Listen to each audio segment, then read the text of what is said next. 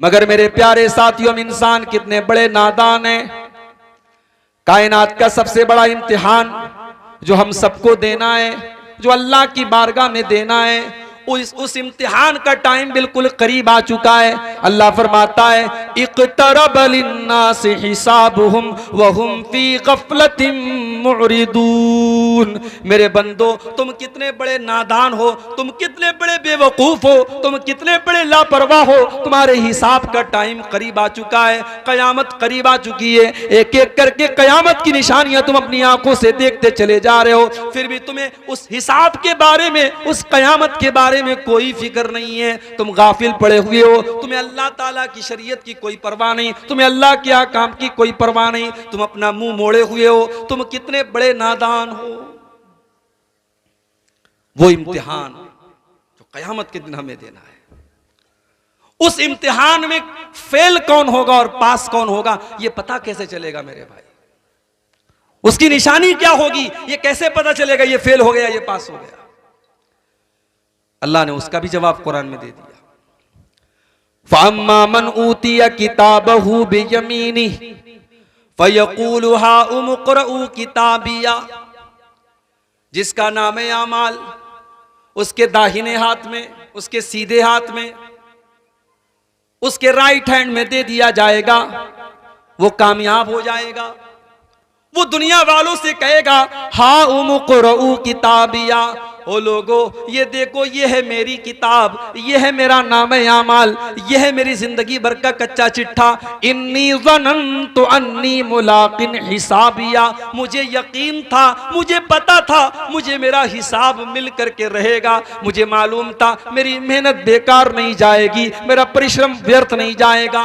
मैंने दुनिया में अल्लाह को राजी करने के लिए बड़ी कुर्बानियां दी थी, बड़े इम्तिहानात दिए थे। जब दुनिया वाले बदकारी में डूबे हुए थे, मैंने अपनी जवानी को बचा के रखा था। जब फजर की नमाज के टाइम दुनिया वाले सोए रहते थे, मैं अपनी नींद को कुर्बान करके हय्या अलस सलाह की आवाज पर और अस्सलातु खैरुम मिनन नौम की आवाज पर मस्जिद में जाया करता था। जब दुनिया वाले बेहयाई और बेपर्दगी में पड़े हुए थे, मुसलमान औरत कहेगी, मुसलमान लड़की कहेगी, ऐ अल्लाह मैंने अपनी शर्म हया को बचा के रखा, मैंने अपनी लाज को बचा के रखा। इन्नी ज़ननतु अन्नी मुलाकिन हिसाबिया। मुझे पता था, मुझे यकीन था मेरी मेहनत बेकार नहीं जाएगी। दुनिया में बेचारा ईमान वाला ऐसा भी होता है, झोपड़पट्टी में रहता है, गरीब रहता है, ढंग का खाना नसीब नहीं होता, ढंग का मकान नहीं है, ढंग का कपड़ा नहीं है। लेकिन आज अल्लाह कहता है फहुवा फी ईशतिर रादिया फी जन्नतिन आलिया।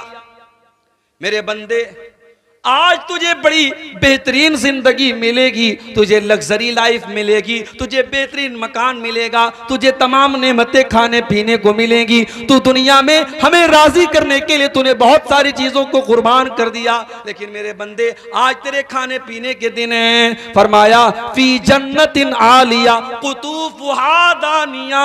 जन्नत में जो पेड़ होंगे, जो फलों के दरख्त होंगे, उस पेड़ से फल को तोड़ने के लिए उसे मेहनत नहीं करनी पड़ेगी। जब जिस फल को खाने की वो तमन्ना करेगा, वो आरजू करेगा, वो फल उसकी गोद में आ जाएगा, वो फल उसके हाथों में आ जाएगा। अल्लाह फरमाएगा कुलू वशरबू हनीअम बिमा असलफ्तुम फिल अय्यामिल खालिया। मेरे बंदो, आज तुम्हारे खाने पीने के दिन है, तुम्हारे मौज करने के दिन है। तुमने दुनिया में हमको राजी किया था, तुमने दुनिया में नेक अमल किया था, आज तुम्हारे खाने पीने के दिन है। ये हो गया पास। अब जो फेल होगा उसका अंजाम क्या होगा? वह अम्मा मन ऊतिया किताबहु बिशिमालिही। जिसका नाम है अमाल उसके बाएं हाथ में, उसके लेफ्ट हैंड में दिया जाएगा। फयकूल, वो कहेगा या लैतनी लम ऊत किताबिया, ऐ काश मेरी किताब मुझे न दी गई होती। वलम अद्रि मा हिसाबिया, ऐ काश मेरा हिसाब व किताब मुझे पता न चलता। वलम अद्रि मा हिसाबिया, काश के मुझे अपना हिसाब व किताब पता न चलता। या लैतहा कानतिल काज़िया, ऐ काश दुनिया में जो मौत आई थी उसी मौत पर मेरा काम तमाम हो गया होता। मा अगना अन्नी मालिया, मेरा माल आज मेरे कोई काम ना आया। हलक अन्नी सुल्तानिया, मेरा पावर, मेरी लाल बत्ती वाली गाड़ी, मेरी तमाम हुकूमत, मेरी कुर्सी आज सब हलाक हो गई, सब खत्म हो गई। अल्लाह फरिश्तों से फरमाएगा खुजूहु फगुल्लू, फरिश्तों इस जालिम को पकड़ लो, इसको जंजीरों में बांध दो। सुम्मल जहीम सल्लू, इसको जहन्नम की भड़कती हुई आग में डाल दो। सुम्मा फी सिलसिलतिन ज़रउहा सबऊन ज़िराअन फस्लुकू, इसको 70 गज लंबी जंजीरों में जहन्नम में डाल दो, जकड़ करके डाल दो। इन्नहु काना ला युमिनु बिल्लाहिल अज़ीम, ये अल्लाह ताला के ऊपर ईमान नहीं रखता था। वला यहुद्दु अला तामिल मिस्कीन, ये गरीबों को खाना नहीं खिलाया करता था। फलैसा लहुल यौमा हाहुना हमीम, आज कोई इसको बचाने वाला नहीं है। तो जन्नत ये कामयाब लोगों को मिलेगी और जहन्नम ये नाकाम लोगों को मिलेगी। इसका मतलब यह हुआ कि जिसको कामयाब होना है वो जन्नत के लिए कोशिश करे, और जिसको कामयाबी नहीं चाहिए वो जहन्नम में जाने की कोशिश करे। अच्छा, जहन्नम का नाम आपने बहुत सुना होगा। ये जहन्नम कैसी होगी, बस आप इतना समझ लीजिए कि दुनिया में अगर दुख, तकलीफ, परेशानी और अजियत किसी चीज का नाम है तो वो अपनी चरम सीमा पर, अपनी इंतहा पर, अपने एक्सट्रीम लेवल पर अगर कहीं होगी तो जहन्नम में। दुनिया में एक इंसान जितना भी परेशान हो जाए, जहन्नम की परेशानी के मुकाबले में कुछ भी नहीं। अंदाजा लगाना चाहते हैं कि जहन्नम कैसी होगी? अल्लाह के नबी फरमाते हैं, सही मुस्लिम की रिवायत है, कयामत के दिन एक आदमी को लाया जाएगा जिसने दुनिया में बहुत ऐशो आराम से जिंदगी गुजारी थी। हम कह सकते हैं कि वो करोड़पति अरबपति घर में रहता था, हमेशा एसी में सोता था, हमेशा बेहतरीन मकान में रहा करता था। जो कपड़ा पसंद आया खरीद लिया, जो जूता पसंद आया खरीद लिया, अच्छा खाता था, अच्छा पहनता था, न कोई बीमारी थी, न कोई दुख था, न कोई तकलीफ थी, बड़ी बेहतरीन जिंदगी गुजार के आया था। अल्लाह के नबी फरमाते उसको एक पल के लिए अल्लाह ताला जहन्नम में डालेगा। फयुस्बगु सबगतन फिन्नार, उसको जहन्नम में, हम लोग तो बनारस के हैं, हमारे यहाँ कपड़े का कारोबार होता है। कपड़े का जब उसमें जो धागा होता है ना, धागा, तो उस धागे को कलर करने के लिए एक बहुत बड़े भगोने में और बर्तन में पानी गर्म किया जाता है, और पानी गर्म करने के बाद और खौलाने के बाद उस जो बाना होता है, जो धागा होता है, उसको उस खौलते हुए पानी में डाला जाता है और उसमें कलर डाला जाता है। तब वो उस धागे का कलर चेंज होता है। तो उसको अरबी में क्या बोलते हैं? सब्ग बोलते हैं। तो धागे को रंगीन करने के लिए, कपड़े को रंगीन करने के लिए जो रंगने वाला रंगरेज होता है वो एक बार अंदर डालता है फिर निकालता है। वो ज्यादा देर तक अंदर नहीं रखता क्योंकि डर होता है कि कलर ज्यादा ना हो जाए। तो अल्लाह के नबी ने यहां जो लफ्ज इस्तेमाल किया है वो लफ्ज बड़ा बेहतरीन है। आपने फरमाया फयुस्बगु सबगतन फिन्नार, उसको जहन्नम की आग में अल्लाह ताला डाल करके फौरन निकाल देगा। एक पल के लिए डालेगा, एक लम्हे के लिए डालेगा, एक हल्के से सेकंड के लिए, और सेकंड के भी एक हिस्से के लिए अल्लाह ताला जहन्नम में डालेगा और जहन्नम से निकालेगा। और अल्लाह पूछेगा हल रअयता खैरन कत्तु हल मर्रा बिका नईमुन कत्तु, ऐ मेरे बंदे ये बता, क्या तूने दुनिया में कभी कोई ऐशो आराम देखा है? कभी क्या तूने दुनिया में कोई सुख देखा है? क्या तूने कभी दुनिया में भलाई देखी है? जो इंसान सारी जिंदगी ऐशो आराम से रह कर के आया था, सारी जिंदगी बेहतरीन तरीके से गुजार के आया था, एक पल जहन्नम में जाने के बाद जवाब देगा मा रअयतु खैरन कत्तु, मा रअयतु खैरन कत्तु, ऐ अल्लाह मैंने जिंदगी में हमेशा दुख देखा है, हमेशा तकलीफ देखी है, हमेशा परेशानी देखी है, मैंने दुनिया में कभी कोई खैर और भलाई नहीं देखी है। ये होगी जहन्नम। अच्छा, जहन्नम सिर्फ एक जगह का नाम नहीं है, जहन्नम के अंदर भी फीलिंग है, जहन्नम बोलती है, जहन्नम बात करती है। अल्लाह कुरान में कहता है जहन्नम कयामत के दिन बोलेगी हलिम तला, अल्लाह पूछेगा कि ऐ जहन्नम क्या तू भर गई? हलिम तलाती, ऐ जहन्नम क्या तू भर गई? तो जहन्नम आवाज देगी हल मिन मजीद, ऐ अल्लाह मैं भरी नहीं हूं, और भी गुंजाइश मेरे अंदर है, और भी स्पेस मेरे अंदर है। अगर और तेरे नाफरमान और गुनहगार बंदे अगर बाकी हो तो अल्लाह तू उनको भी भेज दे। जहन्नम बात करती है, जहन्नम बोलती है। अच्छा, जहन्नम प्रतीक्षा कर रही, इंतजार कर रही है। अल्लाह कुरान के 30वें पारे में फरमाता है इन्ना जहन्नम कानत मिरसादा, जहन्नम घात लगा करके बैठी है, इंतजार में बैठी है, प्रतीक्षा कर रही है, वेटिंग कर रही है। किसका? लित्तागीन माबा, जहन्नम उन लोगों का ठिकाना है जो अल्लाह को नाराज करने वाले हैं, जो अल्लाह के नाफरमान हैं, जो अल्लाह के कानून को तोड़ने वाले हैं, जो अल्लाह को नाराज करने वाला काम करते हैं। लाबिसीन फीहा अहक़ा, और जहन्नम के अंदर जो जाएगा वो बहुत लंबे पीरियड तक उसमें रहेगा। अगर काफिर है, अगर मुशरिक है तो हमेशा रहेगा, अगर मुसलमान है और गुनहगार है अपने गुनाह की सजा झेल करके निकलेगा। लाबिसीन फीहा अहक़ाबा, वो जहन्नम में बहुत लंबे टाइम तक रहेगा। ला यज़ूक़ून फीहा बरदन वला शराबा, जब गर्मी लगती है तो इंसान सबसे पहले ठंडक तलाश करता है। आप धूप में निकलते हैं ना तो आप ऐसी जगह तलाश करते हैं जहां आपको साया मिले। जब कड़ी धूप निकली हो और आप घर के बाहर निकलते हैं तो आप अपने सर के ऊपर गमछा और अपने सर के ऊपर चादर और रुमाल लगा लेते हैं कि मुझे धूप ना लगे। जहन्नमियों को जब जहन्नम की आग उनको गरमाएगी और जहन्नम की आग से उनको तकलीफ होगी तो उनको ठंडक चाहिए, लेकिन अल्लाह कह रहा है ला यज़ूक़ून फीहा बरदन वला शराबा, उनको जहन्नम में ना तो ठंडक मिलेगी और जब प्यास लगेगी ना तो उनको पानी मिलेगा। इल्ला हमीमन व गस्साका, जब उन्हें प्यास लगेगी अल्लाह खौलता हुआ पानी उनको देगा और पीप और मवाद उनको दिया जाएगा। यही उनका खाना होगा, यही उनका पानी होगा। ना उनको ठंडक मिलेगी, ना उनके हलक की प्यास को बुझाने के लिए पानी मिलेगा। अल्लाह अकबर। जहन्नम कितनी गहरी होगी। एक मर्तबा अल्लाह के नबी साहबा के साथ जा रहे थे, सही मुस्लिम के अल्फाज हैं। अचानक आपने एक जोरदार आवाज सुनी। आपने साहबा से पूछा, ऐ मेरे साहबा ये आवाज कैसी आ रही है, क्या तुम्हें मालूम है? साहबा ने कहा नहीं अल्लाह के नबी हमें नहीं मालूम, अल्लाह ज्यादा जानता, उसके रसूल ज्यादा जानते हैं। आपने फरमाया हाजा हजरुन रुमिया बिही फिन्नारी मुंदु सबईन खरीफा, ऐ मेरे साहबा ये एक पत्थर के गिरने की आवाज है जो 70 साल पहले जहन्नम में गिराया गया था। फहुआ यंतही अलान इला कारिहा, जो जहन्नम में जो पत्थर 70 साल पहले गिराया गया था, 70 साल के बाद आज वो उसकी तह तक गया है, आज उसकी गहराई तक गया है। जहन्नम इतनी गहरी है। जहन्नम की आग कैसी होगी? दुनिया की आग तो हम जानते हैं, हमने देखा है। भोपाल में एक बहुत बड़ा कांड हुआ था, गैस कांड। लोग जल के मर गए थे। गैस के असर से उनकी बॉडी जो है वो बिल्कुल ऐसी होगी जैसे कोई आग में जल गया हो।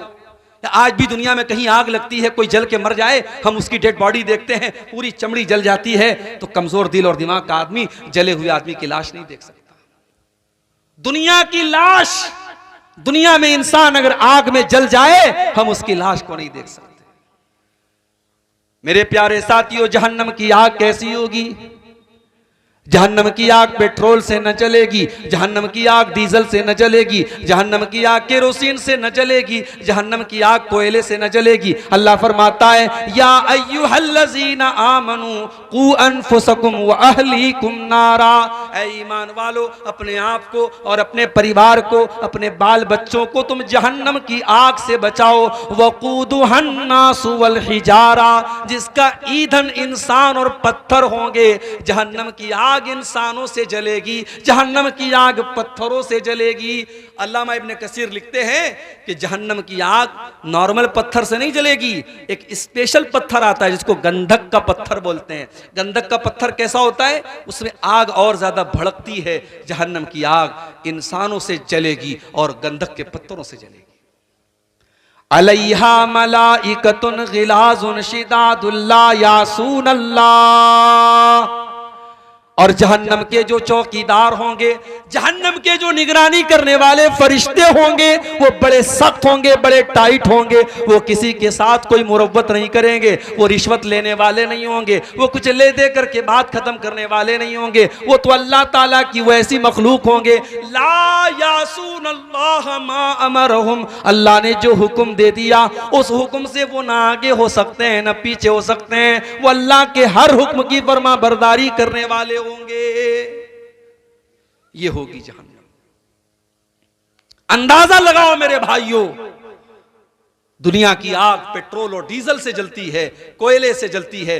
जहन्नम की आग इंसानों से जलेगी, पत्थरों से जलेगी। और सुनिए, अल्लाह के प्यारे नबी फरमाते हैं नारुकुम जुज़उम मिन सबईन जुज़म मिन नारी जहन्नम। ऐ लोगो, तुम दुनिया में जो आग जलाते हो, दुनिया की आग जहन्नम की आग के अगर 70 हिस्से कर दिए जाएं तो 70 हिस्सों में से एक हिस्सा दुनिया की आग है। यानी जहन्नम की आग दुनिया की आग से 70 गुना ज्यादा खतरनाक है। साहबा ने कहा अल्लाह के नबी इन कानत लकाफियतन, अरे जलाने के लिए तो दुनिया की आग काफी थी। अय अल्लाह के नबी, ये जहन्नम की आग इतनी खतरनाक क्यों है? आपने फरमाया इन्नहा फुज़िलत अलैहा बितिसातिन व सित्तीन जुज़ा। जहन्नम की आग दुनिया की आग से 69 गुना ज्यादा खतरनाक होगी। अल्लाह, ये जहन्नम की आग होगी मेरे भाई। और जब जहन्नम की आग में किसी को जलाएगा अल्लाह ताला, तो दुनिया में क्या होता है, एक बार आदमी जल गया, मर गया, काम खत्म।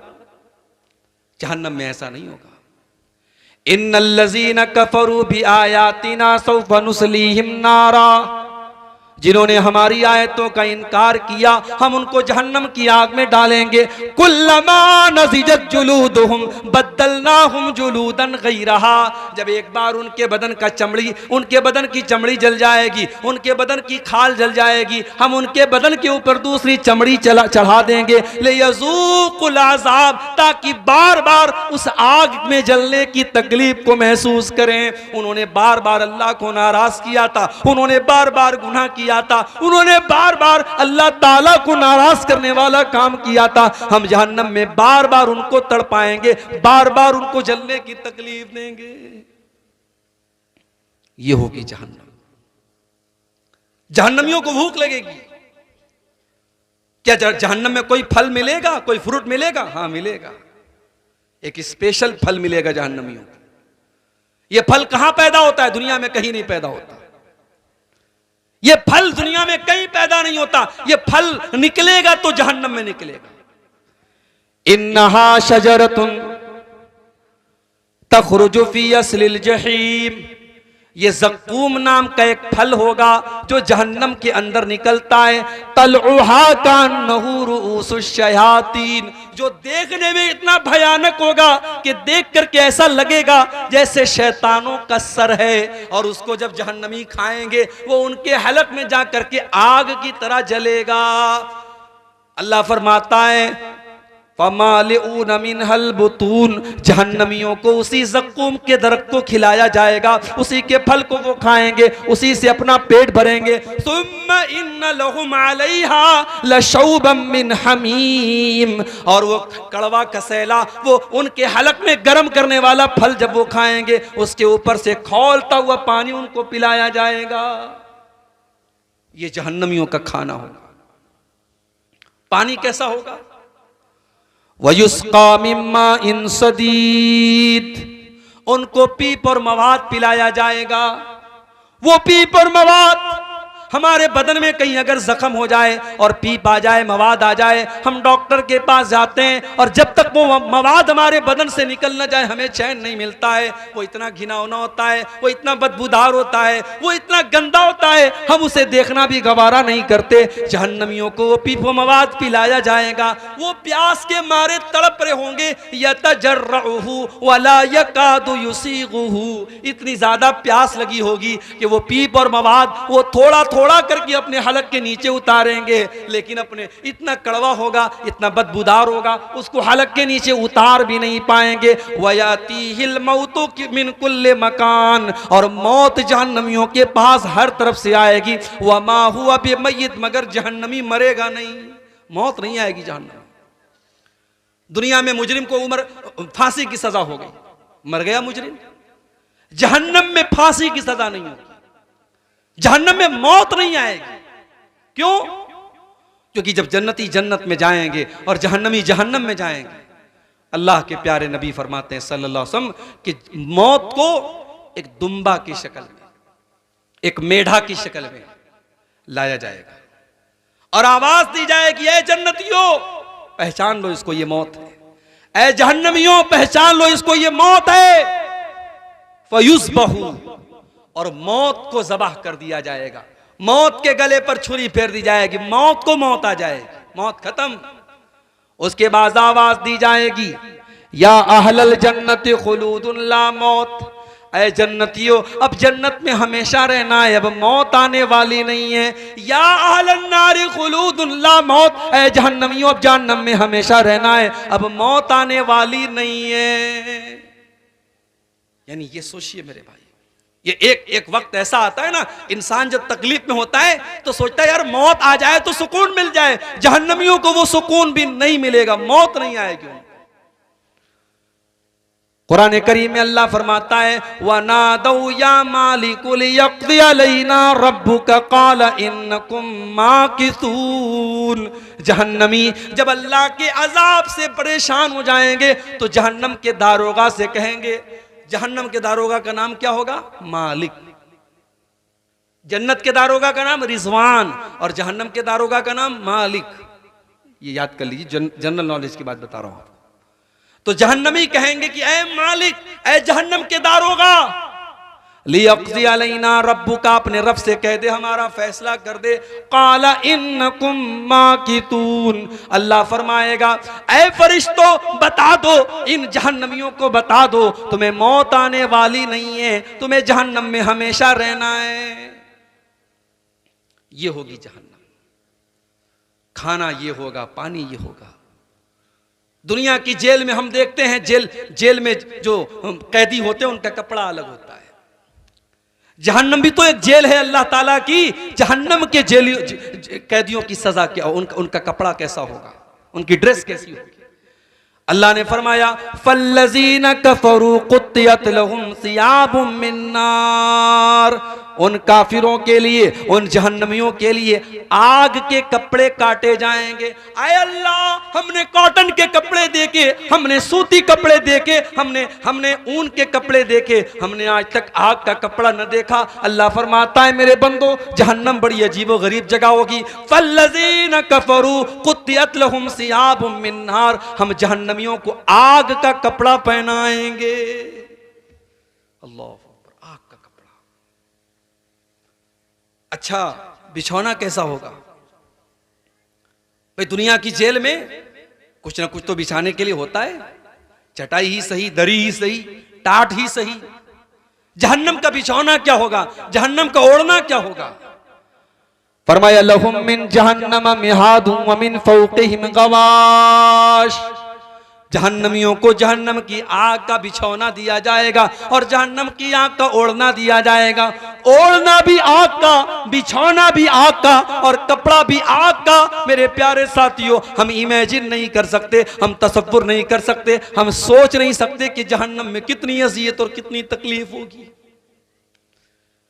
आज कितने पत्थर दिल हो गए हम, जहन्नम की बातें हम सुनते रहते हैं, जहन्नम के बारे में कुरान की आयतें पढ़ते रहते, सुनते रहते हैं, हमारे दिल के ऊपर कोई असर नहीं होता है। अल्लाह के नबी फरमाते हैं लौ तालमूना मा आलम, जितना मैं जानता हूं अगर उतना तुम जान लोगे, लज़हिक्तुम कलीलन व लबकैतुम कसीरा, तुम्हें हंसी आना बंद हो जाएगी, तुम्हारे चेहरे पर मुस्कुराहट आना बंद हो जाएगी, तुम बहुत ज्यादा रोने लगोगे। अगर तुम वाकई में जहन्नम को देख लो, जो मैंने देखा है, जो मैं जानता हूं, अगर तुम जान जाओ तो तुम्हारी हंसी बंद हो जाएगी और तुम बहुत ज्यादा रोने लगोगे।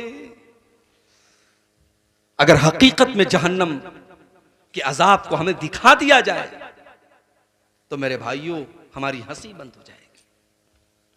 मगर हाय अफसोस, उस जहन्नम से बचने के लिए आज हम क्या कर रहे हैं? दुनिया की तकलीफ से बचने के लिए तो बहुत कुछ कर रहे हैं। मुल्क के हालात खराब हैं, हम 20 साल आगे की प्लानिंग कर रहे हैं। अरे क्या होगा हमारे साथ? हम तो बॉर्डर के करीब रह रहे हैं, यहां तो बहुत सारे मसले हैं। हमारा बर्थ सर्टिफिकेट बना कि नहीं बना, हमारा फला आईडी सही है कि नहीं, आधार सही है कि नहीं। हम तो बड़े अपने मुस्तकबिल को लेकर के हम फिक्रमंद रहते हैं ना। हमारे बच्चों का क्या होगा, हमारा फ्यूचर क्या होगा? उस जहन्नम की आग से अपने आप को और अपने परिवार को बचाने के लिए हम क्या कर रहे हैं मेरे भाई? इस पर भी जरा सीने पर हाथ रख के सोचो। आज की तकरीर में मैं कुछ ऐसे आमाल आपको बताने जा रहा हूं जो जहन्नम में लेकर के जाने वाले हैं। मकसद क्या है? मकसद यह है कि ये खतरे की चीजें हैं। अगर हमें यह पता लग गया कि ये खतरे की चीज है तो हमें अवॉइड करना, हमें बचना है। हमें उस चीज से बचना है जो हमें जहन्नम में लेके जा रही है। इसलिए कि जो चीज हमें जहन्नम में लेके जा रही है उससे बचेंगे तभी हम जन्नत में जा सकते हैं। तो आइए चंद चीजें देखते हैं जो हमें जहन्नम में लेकर के जाती हैं। चीजें तो बहुत सारी हैं, हम कुछ लिमिटेड चीजें, कुछ सीमित चीजें आपके सामने बयान करेंगे जो हमें जहन्नम में लेकर के जाने वाली है। नंबर 1, जहन्नम में लेकर के जाने वाली पहली चीज, सबसे खतरनाक चीज, जो अल्लाह ताला के यहां माफ होने वाला गुनाह नहीं है, जो अल्लाह ताला के नजदीक ना काबिले माफी गुनाह है, वो कौन सा गुनाह है? वो शिर्क है। अल्लाह की इबादत में किसी और को शरीक करना। जो काम अल्लाह ताला के लिए जायज है वो काम किसी और के लिए करना। अल्लाह के अलावा किसी और के आगे सर झुकाना, अल्लाह के अलावा किसी और के आगे हाथ फैलाना, अल्लाह के अलावा किसी और से मुराद मांगना, ये शिर्क है मेरे प्यारे साथियों। और अल्लाह फरमाता है इन्नहु मन युशरिक बिल्लाह, इन्नहु मन युशरिक बिल्लाह फक़द हर्रमल्लाहु अलैहिल जन्नह व मअवाहुन नार व मा लिज़्ज़ालिमीन मिन अंसार। जो शिर्क करके आएगा, जो दुनिया में शिर्क करके मेरे पास आएगा, हम उसको जन्नत में जगह नहीं देंगे। जन्नत ऐसे आदमी के लिए हराम है, हमने उसका ठिकाना जहन्नम बना के रखा है जिसने दुनिया में शिर्क किया होगा। सबसे खतरनाक गुनाह शिर्क है मेरे भाई। एक हफ्ता पहले की बात है, बारसोई का इलाका आपकी किशनगंज से बहुत करीब है। बारसोई से मुझे पाकुड़ जाना था, ट्रेन छूट गई। अचानक आनन फानन एक टैक्सी वाले से बात किया कि भाई चलो मुझे पाकुड़ लेके चलो, जुमा पढ़ाना है। टैक्सी का जो मालिक था उसने कहा ठीक है मैं लेके चलूंगा। उसका नाम गुलाम मुस्तफा। रास्ते पर उसने अपने कार के ऑडियो सिस्टम में ख्वाजा साहब की कव्वालियां मुझको सुनाता रास्ते भर। मैंने कहा भाई लगता है तुम ख्वाजा साहब के बड़े पक्के फैन हो, बड़े पक्के भक्त हो। उसने कहा मैं हर साल 2 मरतबा अजमेर जाता हूं। मैंने कहा भाई तुम बारसोई में क्यों रहते हो, तुमने अजमेर में तुम घर क्यों नहीं बना लेते? बोला हाँ दूर हूं इसलिए मोहब्बत ज्यादा है, करीब हो जाऊंगा तो फिर मोहब्बत कम हो जाएगी। मैंने कहा हज कितनी बार किया, उम्रा कितनी बार किया? बोला अभी तक नहीं किया हूं, दुआ कीजिए, अजमेर हर साल जाता हूं। ये आज आपके बिहार के बहुत करीब में आपका इलाका है बारसोई, वहां के एक मुसलमान का हाल मैं आपको बता रहा हूं। इस जैसे करोड़ों मुसलमान आज हमारे मुल्क में आपको मिल जाएगा। उनकी तमन्ना अल्लाह का घर देखने की नहीं है, उनकी तमन्ना अजमेर जाने की है। क्यों? क्योंकि उनको ये सिखाया गया है कि हमारे लिए यही काफी है, हमें ख्वाजा मोइनुद्दीन चिश्ती अजमेरी ही हमारे गरीब नवाज हैं और यही हमारी बिगड़ी बनाते हैं। मेरे प्यारे साथियों, ये शिर्क है और शिर्क इतना खतरनाक गुनाह है। अल्लाह कुरान में 18 नबियों का तज़किरा फरमाता है और 18 नबियों का जिक्र करके फरमाता है वलौ अशरकू लहबित अन्हुम मा कानू यअमलून। हमारे 18 नबी भी अगर शिर्क कर देते तो उनकी भी नेकियां बर्बाद हो जाती, उनके भी अमल बर्बाद हो जाते। अल्लाह सूरह ज़ुमर में अपने नबी से फरमाता है वलक़द ऊहिया इलैका व इलल्लज़ीना मिन क़ब्लिका लइन अशरकत लयहबतन्न अमलुक वलतकूनन्न मिनल खासिरीन। ऐ नबी अगर आपने भी शिर्क कर दिया तो आप भी बर्बाद हो जाएंगे और आपकी नेकियां भी बर्बाद हो जाएंगी। शिर्क करने वाला हज करता रहे, उम्रा करता रहे, नमाज पढ़ता रहे, ज़कात देता रहे, दान खैरात करता रहे, उसकी नेकी का अल्लाह क्या कोई मतलब नहीं है जब तक वो शिर्क से तौबा ना करे। और अगर उसी शिर्क की हालत में मर गया तो उसकी हम जनाजे की नमाज नहीं पढ़ सकते, उसकी मगफरत की दुआ नहीं कर सकते हम मेरे भाई। इतना खतरनाक गुनाह है अल्लाह के नजदीक। तो ये पहली चीज है जो हमें जहन्नम में लेके जाती है। और यहां एक बात और नोट कर लीजिए, अभी रबीउल अव्वल का महीना गुजरा, हमारे बहुत सारे भाइयों ने नारा लगाया सरकार का दामन पकड़ लेंगे, सरकार की आमद मरहबा, सरकार का दामन पकड़ लेंगे। कयामत के दिन अल्लाह के नबी का दामन भी किसी मुशरिक को नसीब नहीं होगा। अल्लाह के नबी कयामत के दिन अपनी उम्मत की सिफात करेंगे, अपनी उम्मत की सिफारिश करेंगे, मगर कान खोल करके सुन लो, किसी मुशरिक के लिए अल्लाह के रसूल से सिफारिश नहीं करेंगे। हजरत अबू हुरैरा ने पूछा अल्लाह के नबी से, अय अल्लाह के रसूल, मन असादुन्नास बि शफाअतिक यौमल क़ियामा, क़यामत के दिन वो कौन सा खुश नसीब होगा जिसकी आप शफाअत फरमाएंगे। अल्लाह के नबी ने फरमाया, अय अबू हुरैरा, मुझे यकीन था ये सवाल सबसे पहले तुम ही करोगे। लिमा रअयतु मिन हिर्सिका अलल हदीस, क्योंकि मैं देखता हूँ कि तुम मेरी हदीसों को सीखने के बड़े हरीस हो, तुम्हारे अंदर अल्लाह के रसूल की हदीसों को सीखने की तड़प है।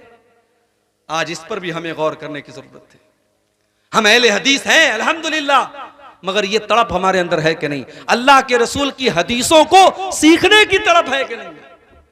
अभी एक साहब ने बताया, मौली साहब, हमारे यहां कफन के कपड़े में बड़ा मसला होता है। औरत का कफन है तो 5 कपड़े, मर्द का कफन हो तो 3 कपड़े। दलील क्या है? दलील यह है कि होता चला है। अल्लामा अलबानी रहमतुल्लाह अलैह की बड़ी मशहूर किताब है अहकामुल जनाइज, उन्होंने लिखा है कोई दलील मौजूद नहीं है कि औरत के कफन में 5 कपड़े। हदीसों में जहां भी कफन का जिक्र है 3 चादर का जिक्र है, जिसमें कोई कमीज नहीं होती थी। अल्लाह के रसूल के कफन में भी 3 कपड़े, आपकी बेटियों के कफन में भी 3 कपड़े, इसलिए औरत के कफन में भी 3 ही कपड़े होने चाहिए। अल्लामा अलबानी ने यही फतवा लिखा है और यही दलील के एतबार से मजबूत बात है। हमारे यहाँ बहुत सारे मसले हैं, कई जगहों पर बंगाल और झारखंड में 2 अजान हो रही है जुमा के दिन। अहले हदीस की मस्जिद है, जुमा के दिन 2 अजान हो रही है। मैंने पूछा भाई ये 2 अजान क्यों हो रही है? कहा वो पुराने उलमा का फतवा रहा है और उसी पर अमल चला आ रहा है। अगर पुराने उलमा के फतवे पर चलने का नाम अहले हदीसियत है तो मेरे भाई फिर हमारे हनफी भाई कौन सा गलत काम करते हैं? वो तो हमसे भी पुराने उलमा के फतवे पर चलते हैं, इमाम अबू हनीफा के फतवे पर चलते हैं। अहले हदीस वो है जो हदीस को के आने के बाद और हदीस को सुनने के बाद अपना सर झुका दे। अल्लाह ने कुरान में मोमिन की निशानी बताई है, इन्नमा काना कौलल मुमिनीना इज़ा दुऊ इलल्लाहि व रसूलिही लियहकुम बैनहुम अन यक़ूलू समिअना व अताना। मोमिन का काम तो ये है जब अल्लाह का फैसला आ जाए, जब रसूल का फैसला आ जाए, तो मोमिन की जुबान से बस एक ही जुमला निकलना चाहिए, हमने सुन लिया और मान लिया। भाई आमीन जोर से बोलना कौन से कमाल की बात है? सीने पर हाथ बांधना कौन से कमाल की बात है? रफा यदैन करना कौन से कमाल की बात है? कमाल की बात यह है कि अल्लाह के रसूल की हदीसों से हमें मोहब्बत हो जाए, अल्लाह के रसूल की हदीस से हमारा ओढ़ना बिछौना हो जाए। अल्लाह के नबी ने कहा, अबू हुरैरा, मुझे यकीन था ये सवाल तुम ही करोगे क्योंकि तुम्हारे अंदर हदीस को सीखने की तड़प मौजूद है। अय अबू हुरैरा, असादुन्नास बि शफाअती यौमल क़ियामा, क़यामत के दिन वो खुश नसीब इंसान जिसकी मैं शफाअत करूंगा वो कौन होगा? मन क़ाला ला इलाहा इल्लल्लाहु ख़ालिसन मिन क़िबल नफ्सिही, जो दिल से ला इलाहा इल्लल्लाह पढ़ेगा, जो तौहीद पर कायम रहेगा, जो तौहीद पर जिंदा रहेगा और तौहीद पर उसका खात्मा होगा, मैं उसकी शफाअत करूंगा, मैं किसी मुशरिक की शफाअत नहीं करूंगा। तो शिर्क करने वाला कान खोल करके सुन ले, सरकार का दामन उसे नसीब होने वाला नहीं है। और आगे बढ़िए, जहन्नम में लेकर के जाने वाला दूसरा अमल कुफ्र करना। शिर्क अलग है, कुफ्र अलग है। शिर्क ये कि अल्लाह की इबादत में किसी को शरीक किया जाए, और कुफ्र ये है कि जिन बातों पर ईमान लाना जरूरी है उनमें से किसी बात का इनकार कर दिया जाए। कोई अल्लाह को न माने, कोई रसूल को न माने, कोई अल्लाह की किताबों को न माने, कोई तकदीर को न माने, कोई क़यामत के दिन को न माने, वो काफिर है और काफिर का ठिकाना भी जहन्नम में। अगर काफिर अपने कुफ्र की हालत में मर गया तो अल्लाह कहता हम उसकी तौबा कबूल नहीं करेंगे। वलैसतित तौबतु लिल्लज़ीना यामलून अस्सय्यात, मेरे बंदो हम उनकी तौबा को कबूल नहीं करेंगे जो गुनाह पर गुनाह करते रहते हैं। हत्ता इज़ा हज़र अहदहुमुल मौत, जब मौत का टाइम आता है, क़ाला इन्नी तुब्तुल आन, तो कहता है कि अब मैं तौबा कर रहा हूँ। वलल्लज़ीना यमूतून वहुम कुफ़्फ़ार, और जो कुफ्र की हालत में मर जाए, जिसका खात्मा काफिर की हालत में हो जाए, हम उसकी तौबा भी कबूल नहीं करेंगे, उसका ठिकाना जहन्नम में।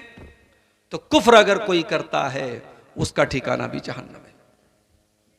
और आगे बढ़िए, तीसरी चीज, अल्लाह का, उसके रसूल का, उसकी शरीयत का, उसकी किताब का और दीन का मजाक उड़ाने वाला भी जहन्नम में जाएगा। बाज लोगों को देखता हूं, कोई जोक आया उनके व्हाट्सएप पर, जहन्नम के ऊपर जोक है, जन्नत के ऊपर जोक है, उस जोक को फॉरवर्ड कर रहा है। कान खोल करके सुन लो, जन्नत कोई मजाक उड़ाने की चीज नहीं है, जहन्नम कोई मजाक उड़ाने की चीज नहीं है। जन्नत और जहन्नम का मजाक उड़ाने वाला कान खोल करके सुन ले, यह चीज इतनी खतरनाक है, आपको ईमान से खारिज कर सकती है। नबी के दौर में कुछ मुनाफिक लोग थे, उन्होंने मजाक उड़ाया अल्लाह का, मजाक उड़ाया रसूल का। अल्लाह ने फरमाया, कुल अबिल्लाहि व आयातिही व रसूलिही कुंतुम तस्तहज़िऊन, ऐ नबी आप फरमा दीजिए, क्या तुम अल्लाह का मजाक उड़ाते हो? क्या तुम अल्लाह की आयतों का मजाक उड़ाते हो? क्या तुम अल्लाह के रसूल का मजाक उड़ाते हो? ला तातज़िरू कद कफरतुम बाद ईमानिकुम, खबरदार अपने मजाक उड़ाने का कोई बहाना पेश न करो, कोई उज्र पेश न करो। तुमने जब अल्लाह का मजाक उड़ाया, तुमने नबी का मजाक उड़ाया, तुमने अल्लाह की आयतों का मजाक उड़ाया, तो तुम काफिर हो गए, काफिर हो गए, तुम ईमान से निकल गए। मेरे प्यारे साथियों, अल्लाह और उसके नबी का मजाक उड़ाना यह भी इंसान को जहन्नम में लेके जाता है। और आगे बढ़िए, सूद खाना, ब्याज खाना, यह भी जहन्नम में लेकर के जाने वाला अमल है। अल्लाह के नबी फरमाते हैं, इज्तनिबु सबअल मुबिकात, 7 हलाक कर देने वाले गुनाहों से बचो। उन 7 गुनाहों में आपने फरमाया, व अकुलुर रिबा, सूद और ब्याज का खाना। सूद और ब्याज का खाना यह भी अल्लाह ताला को नाराज करने वाला और हलाक करने वाला और जहन्नम में लेकर के जाने वाला अमल है। शेख साहब, बैंक में अकाउंट तो हम सब ने खोला है, और बैंक में हर 4 महीने पे 3 महीने पे बैंक की पासबुक पे लिखा रहता है 1000 रुपए पे इतना इंटरेस्ट आपको मिला, 1 लाख में इतना इंटरेस्ट मिला। इंटरेस्ट तो मिल रहा है, ब्याज तो मिल रहा है, उसका क्या करें? कुछ उलमा ने फतवा दिया, बैंक के अकाउंट में पैसा आया ब्याज का, उससे लैट्रीन बनवा लो, उससे रास्ता बनवा लो, मसला हल हो जाएगा। मगर यह फतवा सही नहीं है। भाई लैट्रीन भी तो हमारी जरूरत की चीज है, रास्ता भी तो हमारी जरूरत की चीज है। जब ब्याज का पैसा हराम है, हम उससे रास्ता नहीं बनवा सकते, उससे लैट्रीन नहीं बनवा सकते। कुछ उलमा ने कहा उस पैसे को छोड़ दो अकाउंट में, हमने 1 लाख जमा किया, हमारा 1 लाख रुपया, हमारा जो मूलधन है, जो असल रकम है वो हमारा है, बाकी जो इंटरेस्ट आ रहा है आने दो, वो हमारा पैसा है नहीं, तो हम उसके बारे में सोचे ही क्यों? मगर ये चीज इतनी आसान तो नहीं है। हमने बैंक में 1 लाख जमा किया, 1 साल के बाद हमारे अकाउंट में 1,05,000 है, हम आंख मूंद ले कि भाई 5,000 हमारा नहीं है, ये तो पॉसिबल नहीं है। हमारे अकाउंट में है पैसा, हम जब चाहे तब निकाल सकते हैं, तो हम ये कह करके छोड़ नहीं सकते वो पैसा हमारा नहीं है। और अगर हम बैंक में छोड़े रहेंगे तो बैंक उससे और पैसा कमाएगा, तो बैंक तो इस्तेमाल कर रहा है, बैंक उस पर और लोगों को लोन दे रहा है, ब्याज कमा रहा है, तो हमारे पैसे से ब्याज कमा रहा है, तो उस पैसे का हम क्या करें?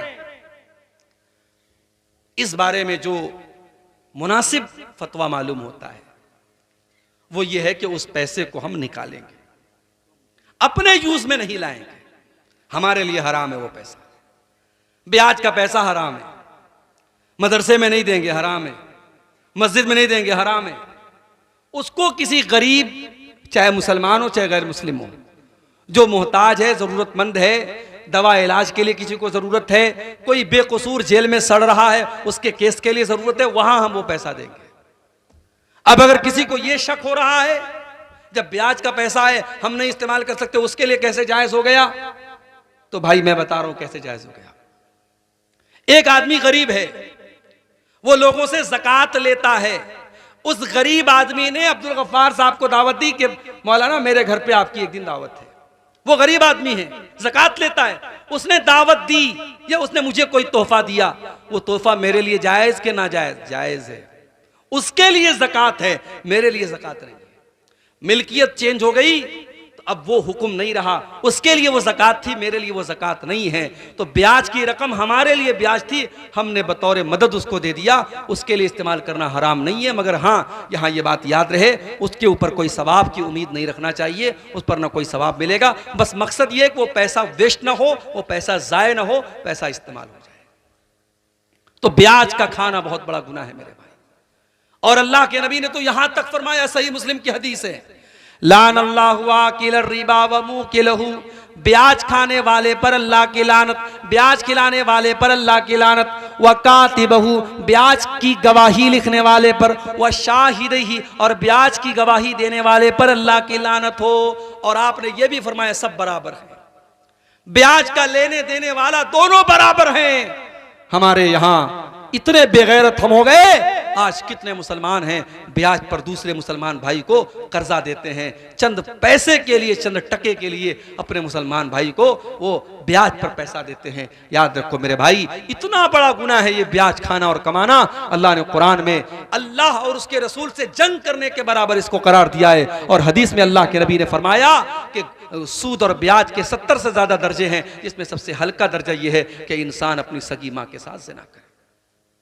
और आगे बढ़िए, जहन्नम में लेकर के जाने वाला एक अमल यतीम का माल खाना, यतीम का माल खाना ये भी जहन्नम में लेकर के जाने वाला अमल है। अल्लाह ने फरमाया, इन्नल्लज़ीना याकुलूना अमवालल यतामा ज़ुल्मन इन्नमा याकुलूना फी बुतूनिहिम नारा, जो लोग यतीम का माल नाजायज तरीके से खा जाते हैं वो अपने पेट में जहन्नम की आग भर रहे हैं। वसयस्लऊना सईरा, और अनकरीब वो जहन्नम में डाले जाएंगे।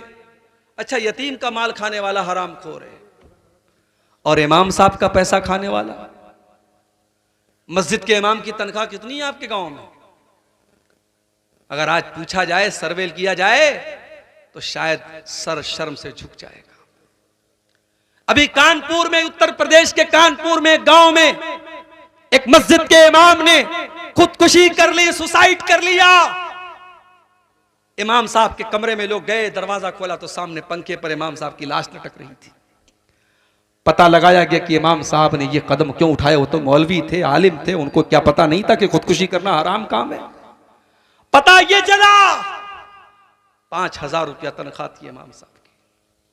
और आज के दौर में 5,000 क्या हैसियत रखता है मेरे भाई। इमाम साहब को अपना परिवार भी चलाना था, वो बेचारे बिहार के, झारखंड के कहीं रहे होंगे, वो अपने परिवार को क्या देते रहे होंगे, खुद क्या खाते रहे होंगे। माशी तंगी और आर्थिक परेशानियों को देख करके इमाम साहब इस हद तक चले गए कि उन्होंने खुदकुशी कर ली। मेरे भाइयों, उस इमाम का खून क्या उस मस्जिद के जिम्मेदारों की गर्दन पे नहीं जाएगा? कल अल्लाह सवाल नहीं करेगा? तेरी मस्जिद का इमाम जो 5 टाइम की नमाज तुझे पढ़ाता था, तेरी मस्जिद पर जुमा का खुतबा देता था, तू इतना कंगाल और इतना गरीब हो गया, तू अपनी मस्जिद के इमाम को इतनी तनख्वाह भी ना दे सका कि वो अपना जीवन यापन कर सके, अपने परिवार का खर्चा चला सके।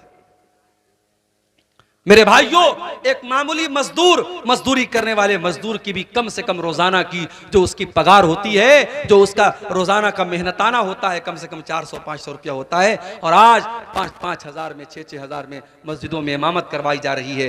दुनिया की सबसे खतरनाक ड्यूटी लोग करवाते हैं। पूरा गांव मस्जिद में फजर की नमाज में ना आए, कोई मसला नहीं है। इमाम साहब अगर किसी दिन फजर की नमाज में नहीं आए तो गांव के हर आदमी को हक हासिल है इमाम साहब की गर्दन पकड़ के पूछे, इमाम साहब आप फजर में क्यों नहीं आए, फजर में क्यों नहीं आए। इतनी खतरनाक ये ड्यूटी है। और तनख्वाह कितनी है? 5,000 रुपया।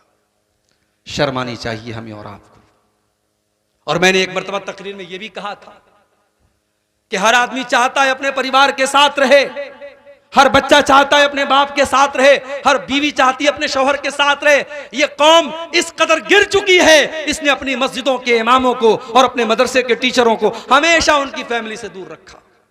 बड़े बड़े मदरसों की बात कर रहा हूं, जो बाहर के मुल्कों से जहां ज़कात और खैरात का पैसा आता है, करोड़ों और अरबों में आता है, उन मदरसों की बात कर रहा हूं। उन्होंने अपने टीचरों से कह दिया है, साहब हमारे यहाँ फैमिली क्वार्टर का इंतजाम नहीं है, आपके रहने का इंतजाम है, फैमिली को नहीं रख सकते आप। बेचारे मौलवी साहब, गांव से काफी दूर मदरसा है, बेचारे महीने में 1 बार 2 बार कभी गए बच्चों से मिल लिए।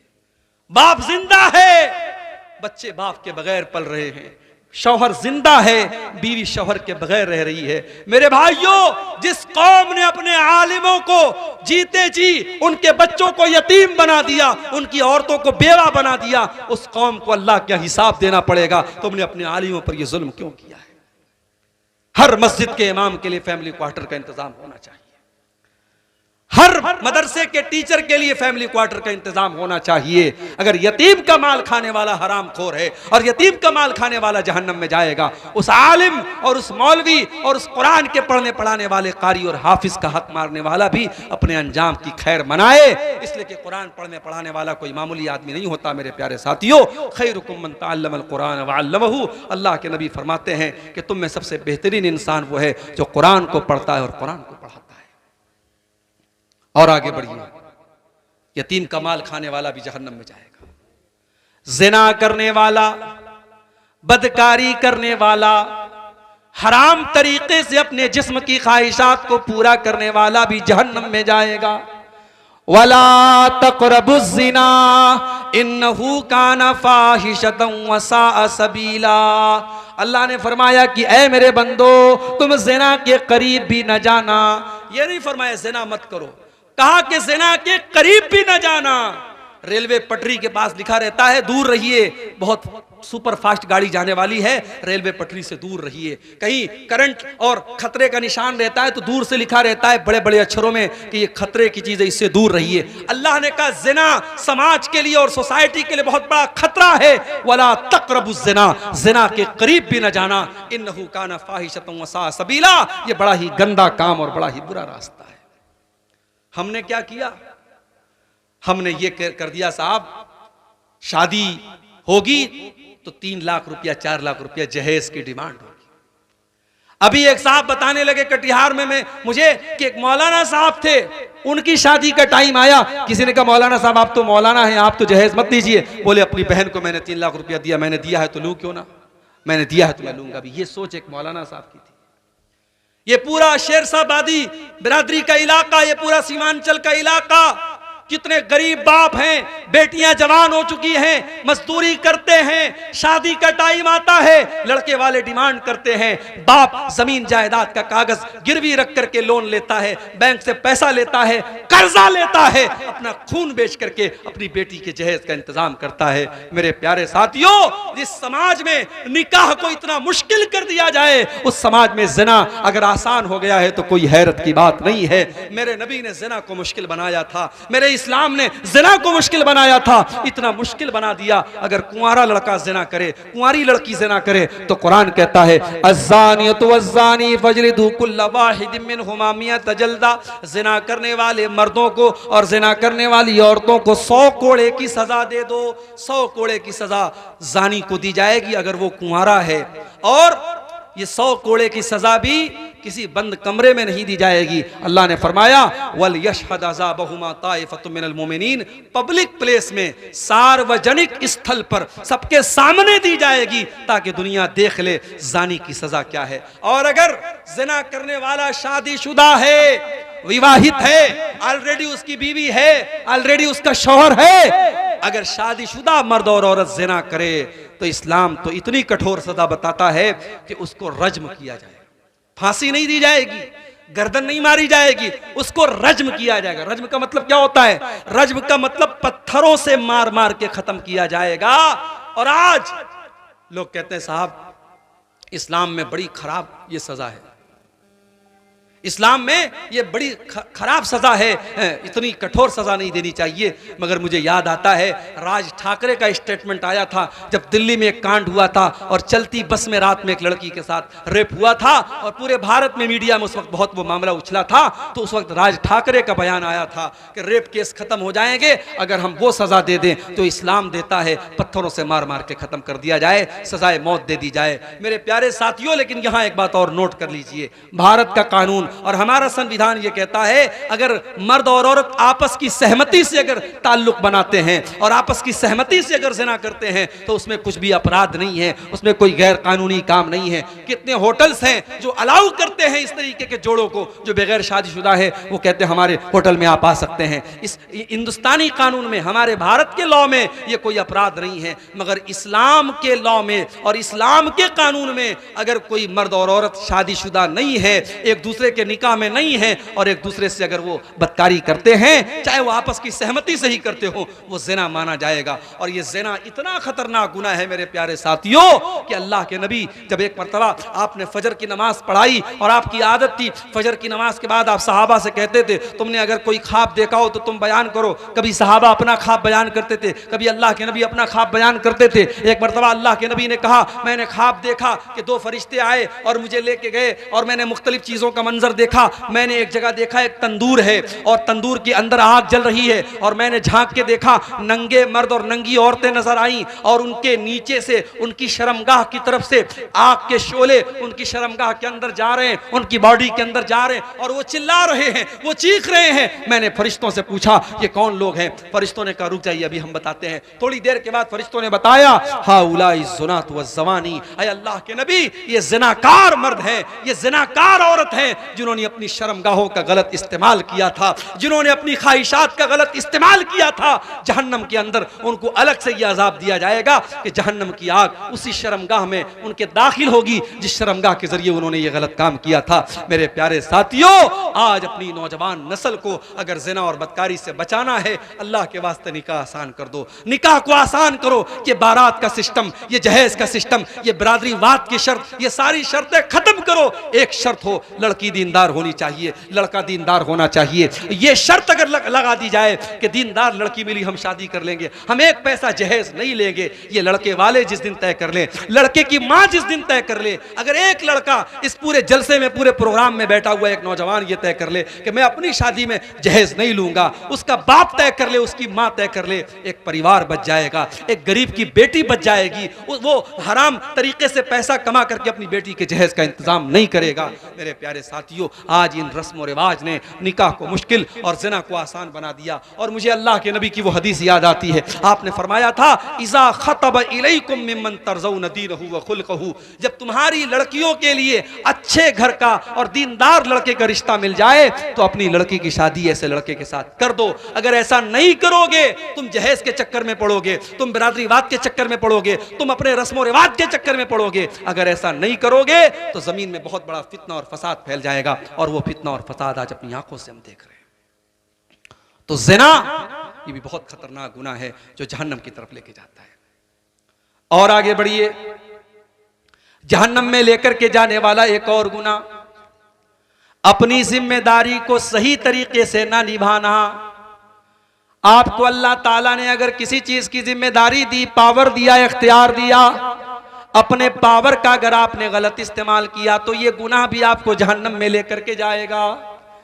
अल्लाह के नबी फरमाते हैं, सही मुस्लिम की रिवायत है, मा मिन अब्दिन यस्तरईहिल्लाहु रईयतन, जिस बंदे को अल्लाह ताला, जिस बंदे के कंधे के ऊपर कोई जिम्मेदारी डालता है और बंदा उस जिम्मेदारी को सही तरीके से नहीं निभाता है, सुम्मा यमूतु यौमा यमूतु व हुवा गाशुन लिरईयतिही, और इस हालत में मर जाता है कि वो अपनी जिम्मेदारी को सही तरीके से नहीं निभा रहा है, इल्ला हर्रमल्लाहु अलैहिल जन्ना, ऐसे इंसान के ऊपर अल्लाह ताला जन्नत को हराम कर देता है, उसका ठिकाना जहन्नम बन जाता है।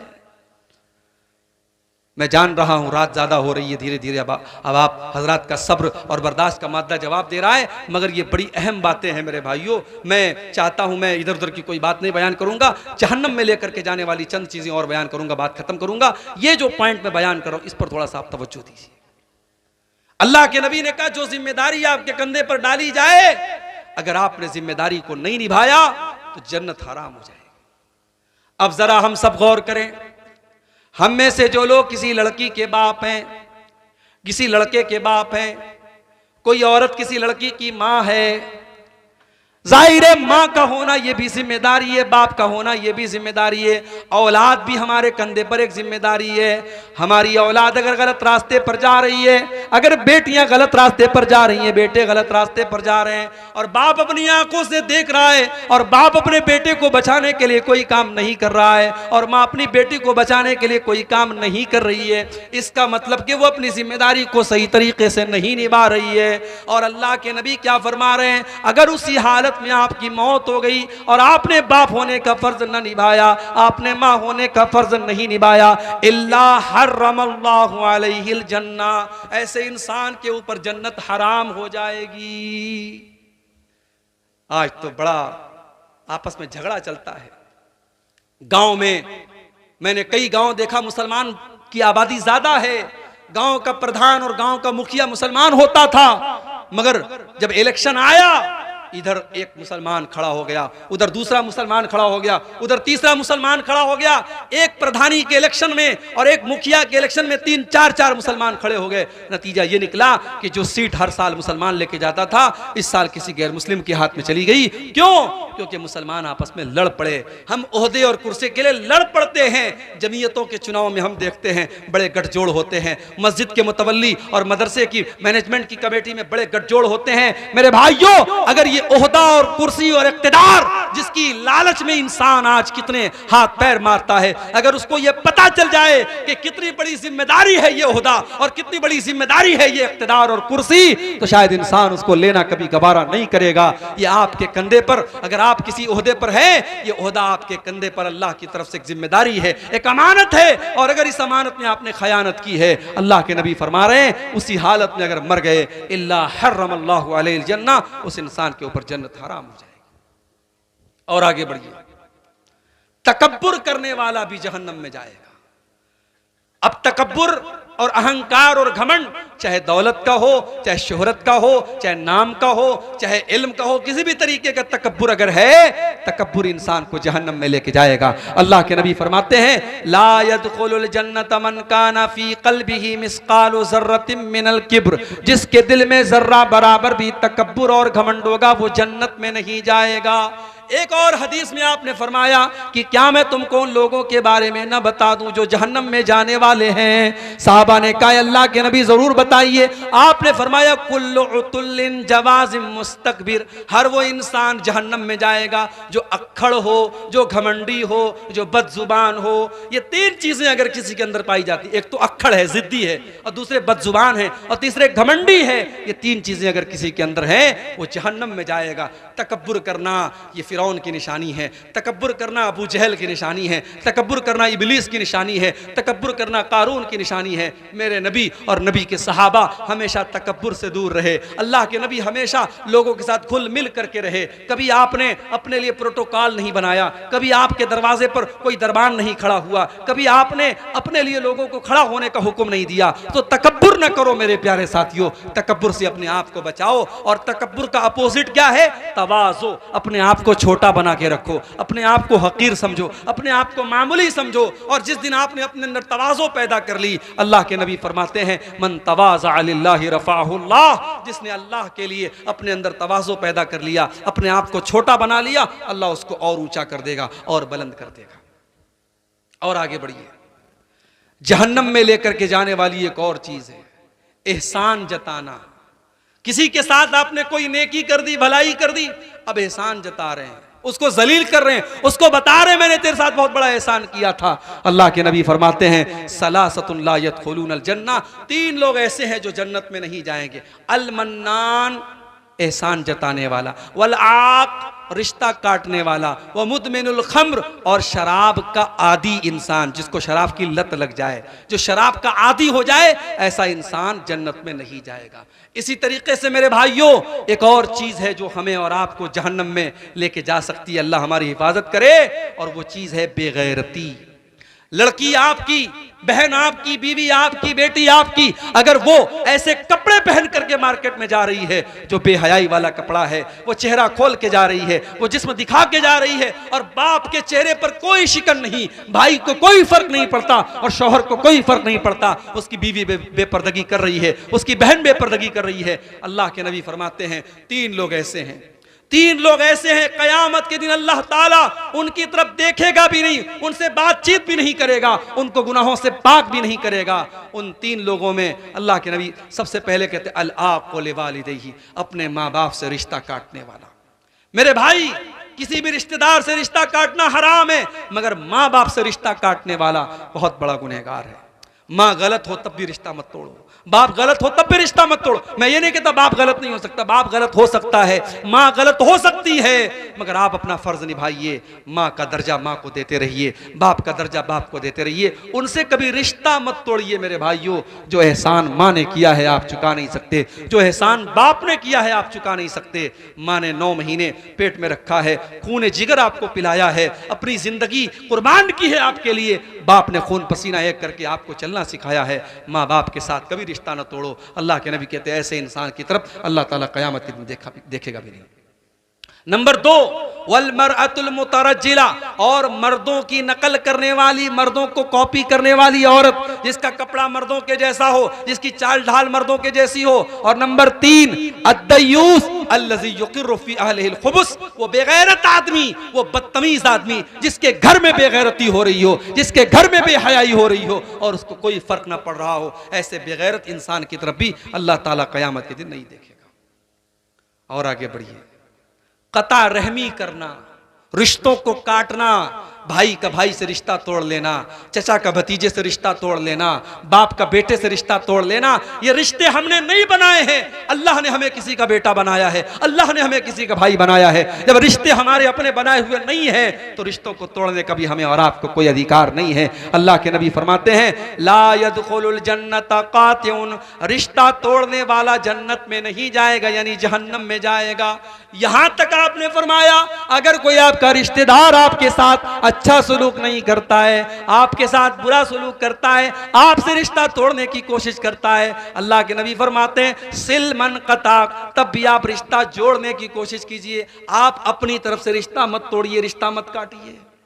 हमारे यहाँ तो कहीं कहीं ऐसा भी होता है, भाई की भाई से दुश्मनी है, 36 का आंकड़ा है, भाई मरने लगा तो अपनी औलाद को वसीयत करके जाता है, देख मेरे मरने के बाद अपने चचा से कोई ताल्लुक मत रखना, खबरदार मेरे जनाजे में तेरे चचा और चचा के लड़के नहीं आने चाहिए। यानी जिंदगी भर दुश्मनी, और मरने के टाइम भी वसीयत करके जाता है कि दुश्मनी निभाते रहना। और बेटा भी अपने बाप की वसीयत को पूरा करता है, चचा के घर में जाता नहीं है, चचा से रिश्ता नहीं रखता है, कहता है मैं अपने बाप की जबान नहीं काटूंगा। याद रखो मेरे भाई, माँ बाप की गलत बात मानना सही नहीं है। अगर माँ बाप की कोई बात गलत है, शरीयत के खिलाफ है, कुरान और हदीस के खिलाफ है, तो माँ बाप की ऐसी बात को अपनी ठोकर में रखो, उनकी उस गलत बात को मत मानो। मेरे भाइयों, रिश्ता आज तोड़ने वाले बहुत ज्यादा हैं, रिश्ता जोड़ने वाले बहुत कम हैं। याद रखो, अगर 2 भाइयों के दरमियान झगड़ा हो जाए, 2 दोस्तों के दरमियान झगड़ा हो जाए, तो उस झगड़े को खत्म करने के लिए और मेल मिलाप करने के लिए अगर झूठ बोलना पड़े, झूठ इस्लाम की नजर में बहुत बड़ा गुनाह है, लेकिन अगर मेल मिलाप करने के लिए झूठ बोलना पड़े तो अल्लाह के नबी फरमाते हैं लईसल कज़्ज़ाबुल लज़ी युस्लिहु बैनन नास, 2 लोगों में मेल मिलाप कराने के लिए अगर कोई झूठ बोल दे कोई गुनाह की बात नहीं है। और अगर आप सच बोल करके 2 दोस्तों में जुदाई पैदा करते हैं, इधर की उधर लगाते हैं, उधर की इधर लगाते हैं, इसको चुगली कहा जाता है। अगर कोई चुगलखोरी करता है, अगरचे वो सच बोल रहा है लेकिन चुगलखोरी करके 2 भाइयों में दुश्मनी पैदा कर रहा है, अल्लाह के नबी फरमाते हैं ला यदखुलुल जन्नत नम्माम, के चुगलखोरी करने वाला जन्नत में नहीं जाएगा। तो मेरे प्यारे साथियों, रिश्ता तोड़ना भी जहन्नम में लेकर के जाने वाला अमल है। 2-4 चीजें और बयान करके बात खत्म करता हूं। जहन्नम में लेकर के जाने वाली एक और चीज है हराम कमाई। हराम कमाई अगर आपके और हमारे बदन में अगर है तो अल्लाह के नबी फरमाते हैं मां नबता जसदुन मिन सुहतिन, जिस जिस्म की परवरिश हराम कमाई से हो रही हो, फन्नारो औला बिही, वो जिस्म जहन्नम की आग में चलेगा। हम तो ये समझ रहे हैं हम अपने बच्चे को अच्छी जिंदगी दे रहे हैं, अपने बच्चे को अच्छी शिक्षा दे रहे हैं। आपके गांव में एक साहब ने मुझसे ये भी कहा मौलाना साहब थोड़ा तालीम पर भी बोलिएगा, तालीम पर भी बोलिएगा। किशनगंज का इलाका, सीमांचल का इलाका बड़ा पिछड़ा हुआ इलाका माना जाता है, लेकिन अल्लाह का फजलो करम है, पिछले 7-8 सालों से आपके सीमांचल के इलाके में आ रहा हूं और महसूस कर रहा हूं कि उतना पिछड़ा ये नहीं है जितना पिछड़ा हमने बनाया है। वो कहावत आपने सुनी होगी, कि घोड़े को रस्सी से बंधे रहने की आदत पड़ जाती है। घोड़े की रस्सी खूंटे से लगी रहती है, तब भी घोड़ा उसको छुड़ा के नहीं भागता है, और घोड़े की रस्सी को अगर किसी मामूली कुर्सी से भी बांध दिया जाए तब भी घोड़ा नहीं भागता है, क्योंकि उसको बंधे रहने की आदत पड़ जाती है। मेरे प्यारे साथियों, गुलामी की ज़हनियत से बाहर निकलो, गुलामी की ज़हनियत से बाहर निकलो, अपने बच्चों की तालीम पर तवज्जो दो। मैं बड़े साफ अल्फाज में कहता हूं, इस मुल्क में हमारा मुस्तकबिल अब तालीम के रास्ते से होकर के गुजरता है। आप अगर अपने बच्चों को अच्छी तालीम नहीं देंगे, अपनी बच्चियों को अच्छी तालीम नहीं देंगे, इस मुल्क में आपका मुस्तकबिल कोई बेहतर नहीं कर सकता। कोई नेता आपके आगे नहीं आएगा, कोई पॉलिटिशियन आपके आगे नहीं आएगा। आपको खुद कुर्बानी देनी पड़ेगी अपने बच्चों की तालीम के लिए। और ये जज्बा हमारे गैर मुस्लिम भाइयों के अंदर हमसे ज्यादा है। कलकत्ता में मैं गया, टैक्सी पर बैठा, टैक्सी का ड्राइवर गैर मुस्लिम था। मैंने पूछा आपके कितने बच्चे? उसने कहा एक बेटा एक बेटी। मैंने कहा क्या करते हैं? बोला बेटा इंजीनियरिंग कर रहा है, बेटी मेडिकल की पढ़ाई कर रही है। मैंने कहा यार तुम टैक्सी चला रहे हो, तुम अपने बेटे की मेडिकल की फीस कैसे अदा कर रहे हो? तुम अपने बेटी की मेडिकल की फीस और बेटे की इंजीनियरिंग की फीस कैसे अदा कर रहे हो? उसने कहा मौलवी साहब, मुल्ला जी, मैं टैक्सी चला रहा हूं, मैं नहीं चाहता मेरा बेटा टैक्सी चलाए। मैं टैक्सी चला रहा हूं, मैं नहीं चाहता मेरा बेटा टैक्सी चलाए। मैं कलकत्ता में टैक्सी चलाता हूं, मामूली झुग्गी में रहता हूं, मगर अपने बच्चों को आला तालीम दिला रहा हूं। ये सोच एक गैर मुस्लिम की है मेरे भाइयों। ये सोच तो हमारी होनी चाहिए थी। हमारे नबी पर पहली जो आयत उतरी उसमें नमाज का हुक्म नहीं था, उसमें ज़कात का हुक्म नहीं था, उसमें इक़रा बिस्मि रब्बिकल लज़ी खलक़, अपने रब के नाम से पढ़ो, ये था। उसमें दो सबक दिया गया, एक तो ये कि हमें पढ़ना है, और दूसरा सबक ये दिया गया हमें अपने रब के नाम से पढ़ना है। हम कोई भी तालीम हासिल करें, डॉक्टर बन जाएं, इंजीनियर बन जाएं, वकील बन जाएं, कुछ भी बन जाएं, अपने रब को न भूलें, अपने रब का नाम न भूलें। हम किसी भी मैदान में चले जाएं, हमारे रब के बारे में हमको पता होना चाहिए। ये नबी पर कुरान की जो पहली आयत उतरी है उसमें ये सबक दिया गया। तो मेरे भाइयों, अगर अल्लाह कुरान में कहता है कि अपने बच्चों को पेट के लिए कत्ल मत करो, तो पेट के लिए कत्ल करना, औलाद की हत्या करना, अगर ये पाप और गुनाह है, तो औलाद को तालीम से महरूम करना, बच्चों और बच्चियों की तालीम चंद पैसों के लिए छुड़ा देना, ये भी उनकी हत्या करना है। कोई जतन करो, कोई इंतजाम करो, अपने बच्चों की तालीम मत बर्बाद करो। आज अफसोस होता है, मदरसे में कितने बच्चे आते हैं, बड़े टैलेंटेड हैं, बड़े ज़हीन हैं, बड़े अच्छे हैं, लेकिन घर के हालात देख करके बेचारे अपनी पढ़ाई छोड़ देते हैं, या उनके वालिदैन उनकी पढ़ाई छुड़ा देते हैं। मैं कहता हूं इस कौम के पास पैसे की कमी नहीं है। आज शादी ब्याह में लाखों करोड़ों रुपए लोग खर्च कर देते हैं। आज अपने शौक को पूरा करने के लिए न जाने कितने हराम तरीके लोग अपनाते हैं। अगर इस तरीके के टैलेंटेड बच्चे, आप एक बच्चे की जिम्मेदारी अपने सर पे ले लें कि ये बच्चा बहुत टैलेंटेड है, पढ़ने में तेज है, इसकी सारी पढ़ाई का खर्च मैं उठाऊंगा। अगर कोई हमारे समाज के जो अहले खैर लोग हैं, जो पैसे वाले लोग हैं, अगर इस तरीके से जिम्मेदारी ले लें तो बहुत सारे गरीब बच्चों का भला हो जाएगा। मेरे प्यारे साथियों, तालीम पर आप तवज्जो दीजिए, तालीम पर आप तवज्जो दीजिए। और याद रखिए, आज हमारी कौम की जो बुरी हालत है, जब तक हम तालीम के मैदान में आगे नहीं बढ़ेंगे वो सुधर नहीं सकती है। इसी तरीके से जहन्नम में लेकर के जाने वाला एक और अमल है, और वो अमल है अपने पड़ोसी को तकलीफ देना। अल्लाह के नबी फरमाते ला यदखुलुल जन्नत मन ला यामन जारुहु बवाइक़हु, जिसका पड़ोसी उससे महफूज नहीं है, उससे सुरक्षित नहीं है, जो अपने पड़ोसी को तकलीफ पहुंचाता है, वो कान खोल करके सुन ले, वो जन्नत में नहीं जाएगा। और जब इस्लाम पड़ोसी कहता है तो पड़ोसी का मतलब ये नहीं कि हम शेरशाहबादी है तो वो भी शेरशाहबादी होना चाहिए। आपका पड़ोसी आपकी बरादरी का है कि नहीं, आपके मजहब का है कि नहीं, इससे कोई मतलब नहीं है। ये मैटर नहीं करता है। मैटर ये करता है कि वो आपका पड़ोसी है। अगर वो गैर मुस्लिम है, गैर बरादरी का है, गैर कौम का है, तब भी आपका पड़ोसी है। आपकी जात से, आपके जरिए उसको तकलीफ नहीं पहुंचनी चाहिए। बल्कि इस्लाम तो इस मामले में इतना सख्त है कि अल्लाह कुरान में कहता है वल जारिल कुर्बा वल जारिल जुनुबी वस्साहिबि बिल जंबि वब्निस सबील।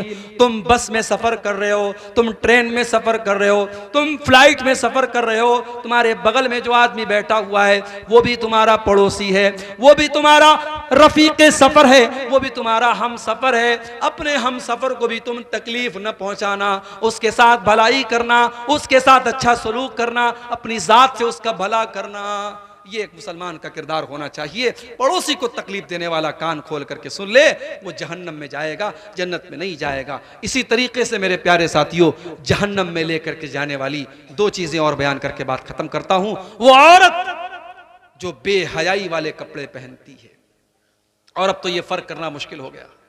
अब तो हमारे समाज में ऐसे कपड़े बड़े आम हो रहे हैं कि औरत साड़ी पहने हुए है और उसके जिस्म के नशे व फराज नजर आ रहे हैं। साड़ी पहने हुए है और साड़ी इतनी ट्रांसपेरेंट है, इतनी पारदर्शी है, इतनी झलकने वाली है, उसका जिस्म झलक रहा है। और ऐसे कपड़े आज मुसलमान औरतें भी बड़े धड़ल्ले से पहन रही हैं। याद रखो मेरे भाइयों, ये भी जहन्नमी औरत की निशानी है। अल्लाह के नबी फरमाते हैं कि कयामत के पहले ऐसी औरतें आएंगी, ऐसी औरतों की कसरत हो जाएगी। व निसा उनका सियातुन आरियातुन मुमीलातुन माइलातुन, जो औरतें कपड़ा पहनने के बावजूद नंगी होंगी, वो गैर मर्दों को अपनी तरफ आकर्षित करेंगी और खुद भी उनकी तरफ आकर्षित होंगी। ला यदखुलनल जन्ना, ऐसी औरतें जन्नत में नहीं जाएंगी, और जन्नत में जाना तो बड़ी दूर की बात है। वला यजिदना रीहा, ऐसी औरतें जन्नत की खुशबू भी नहीं पाएंगी।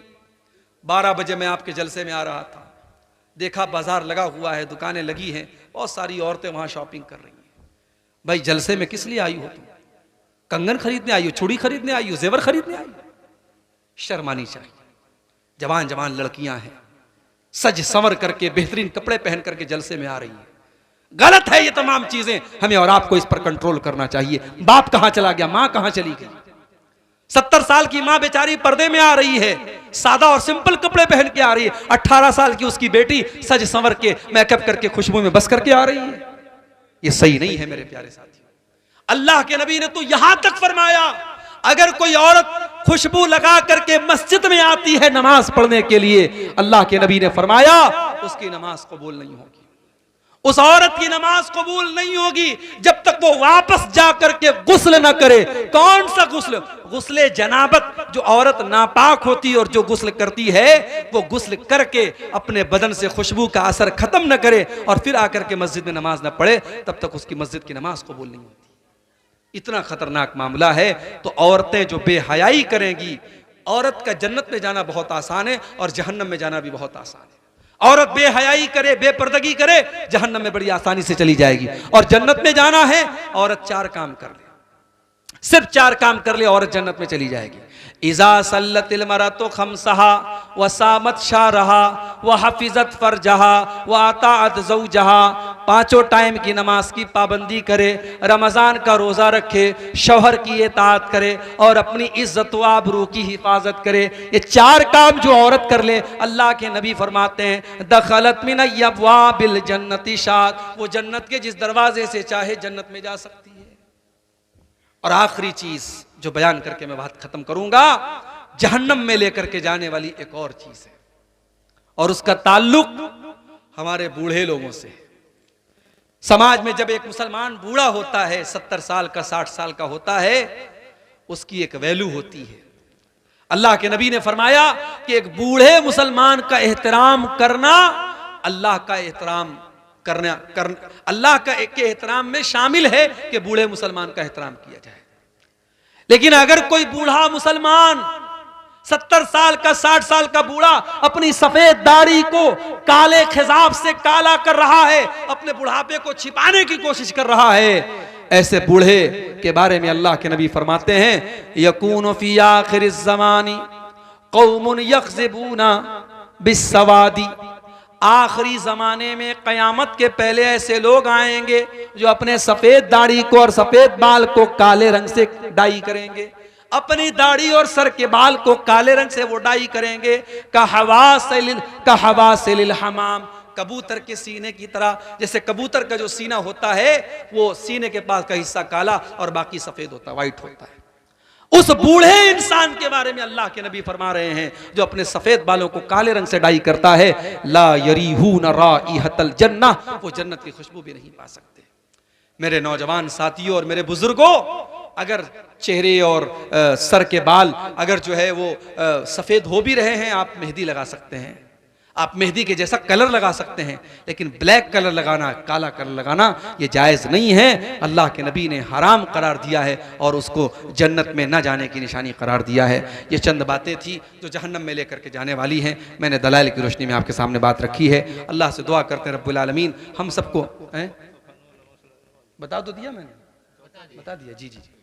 रब्बुल आलमीन हमें हर मामले में किताब और सुन्नत पर चलने की तौफीक अता फरमाए। रब्बुल आलमीन हमें से जो बीमार है उनको शिफाए कामिल अता फरमाए। अल्लाह ताला हमारे कहने सुनने को कबूल फरमाए। जब तक हम दुनिया में जिंदा रहें